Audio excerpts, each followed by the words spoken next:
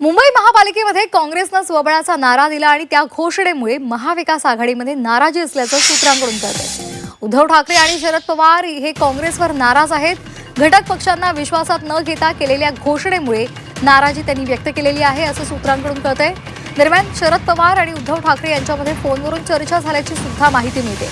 मुंबई महापालिकेमध्ये काँग्रेसनं स्वबळाचा नारा दिला, मात्र यावेळी आपल्याला विश्वासात घेतलं गेलं नव्हतं म्हणून ठाकरे आणि शरद पवार यांच्यामध्ये नाराजी पाहायला मिळते असं सूत्रांकडून कळतंय।